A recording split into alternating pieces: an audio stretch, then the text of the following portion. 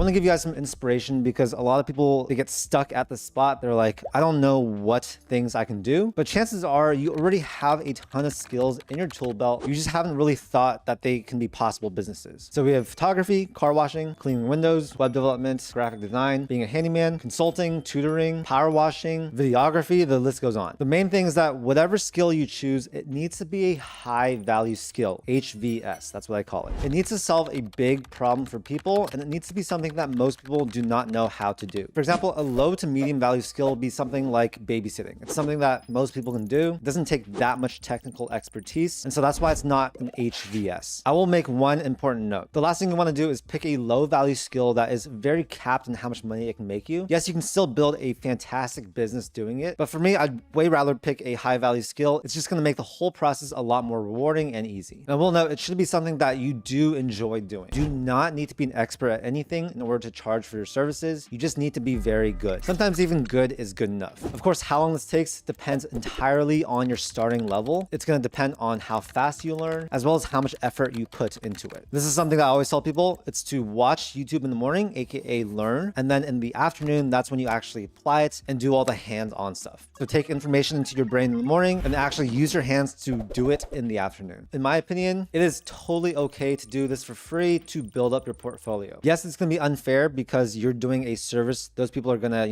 get something without actually spending any money. But what you do need to ask them for is a great testimonial. Testimonials and reviews, these can make or break a business, especially at the start. So if you can get 2 to 3 fantastic reviews or 2 to 3 different case studies with videos that you can post on your website, then this is going to be ideal. This is going to be a big game changer. For example, when I started photography, I did so many free shoots at the start. As you get more experience, as you get more reviews, your prices will go up. They should go up for sure. And don't worry, because like when I started tutoring, I was charging between $25 to $30 per hour. This is when I didn't have a portfolio. I didn't have any client reviews. And then at the end, I was charging between $50 and $60. So yeah, it's essentially doubled. And this was in 2015, by the way. So the rates right now would be quite a bit higher. Just know that this is the lowest you will ever make per hour with your service or skill. Every idea I said before, everything can be over $100 per hour. And let's say your goal is to reach $60,000 in annual revenue. At $100 per hour, you only need to work 600 hours in 1 year. So that's about 11.5 billable hours per week. Or if you're able to charge $250 per hour, which is extremely doable, it's basically what I was charging when I stopped freelancing. That means you only need to work 7.7 hours per week to make $100,000 in 1 year. Or let's say you charge $3,000 per event. For example, photographing a wedding, you only need to work 40 events per year to make $120,000. The more valuable that high value skill is, the easier it is to charge $250, even $500 an hour in many cases.